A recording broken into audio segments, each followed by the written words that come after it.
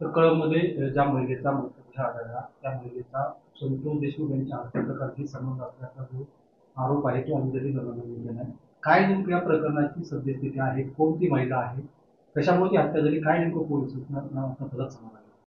Comscore नुसार आता isakal.com आहे देशातील नंबर 1 ची मराठी न्यूज वेबसाईट। प्रत्येक अपडेटसाठी isakal.com ला नक्की भेट द्या। सुमारे 6-7 दिवसापूर्वी कळंबमध्ये द्वारकानगरी या ठिकाणी आम्हाला तिथल्या स्थानिक नागरिकांनी कंप्लेंट दिली होती की आमच्या शेजारी एक घाण वास येतोय। त्यामुळे स्वतः आम्ही तसेच पोलीस निरीक्षक कळंब आम्ही या ठिकाणी जाऊन खात्री केली असता मनीषा कारभारी बिडवे या नावाच्या महिलेचं जे घर होतं ते घर बाहेरून बंद होतं। मग आम्ही ते डॉग स्क्वॉड जी आमची यंत्रणा आहे ते आम्ही उघडून पाहिलं असता त्या ठिकाणी एका मनीषा नावाच्या महिलेचा मृतदेह आढळून आला होता। त्याप्रमाणे आपण तशी अकस्मात दाखल करून तपास केलेला आहे आणि सध्या प्राथमिकदृष्ट्या यामध्ये त्यांच्यासोबत काम करणारे 1-2 पुरुष आहेत आणि त्यांच्यामध्ये अनैतिक संबंधावरून व काहीतरी पैशाच्या घेण्या-देण्यावरून त्या महिलेचा खून केला आहे असं प्राथमिकदृष्ट्या दिसून येत आहे। त्याप्रमाणे गुन्हा दाखल करण्याची सध्या कारवाई सुरू आहे। सर, यामध्ये अंजली दमन असं म्हणतात की या महिलेची संतोष देशमुख यांच्या हत्या प्रकरणात चौकशी झाली ही तीच महिला आहे ज्या महिलेची मृतदेह सध्या तरी आपल्याकडे असे कोणतीही इन्फॉर्मेशन किंवा तपासामध्ये निष्पन्न झालेलं नाही की सदरच्या महिलेचा आणि संतोष देशमुख यांच्या हत्येचं काही कनेक्शन आहे। परंतु तपासांती तर तसं काही निष्पन्न झालं तर आम्ही नक्कीच त्या प्रमाणाचा तपास सुरू आहे।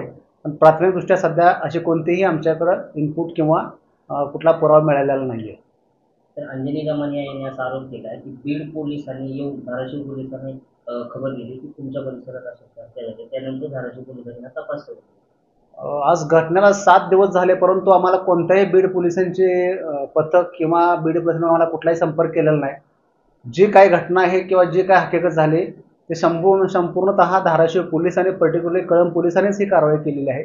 आम्हाला कोणाकोणता असा इनपुट नाही किंवा कुठला आम्हाला बीड पोलिसांची चौकशी झाली नाही। 100% कळंब पोलिसांचीच कारवाई आहे। या प्रकरणामध्ये काही आरोपी अटक केली का किंवा काय नेमकं तपास? सध्या आपण 2 आरोपी आमच्यावर निष्पन्न झालेले आहेत।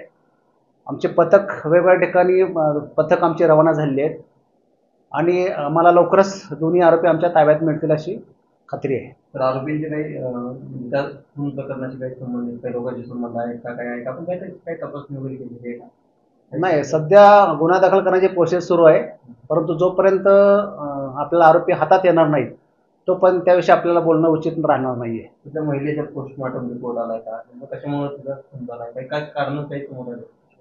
महिलेला एका लोखंडी घणाने त्या डोक्यावर वार करून तिचा मृत्यू झाला, हेड इंजुरी आहे। त्याप्रमाणे तिचा व्हिसर अद्यापर्यंत प्रिझर्व्ह केलेला आहे, त्यामुळे व्हिसाचा अहवाल पण येण्याची आपल्याला वाट पाहायची आवश्यकता आहे असं मला वाटतं।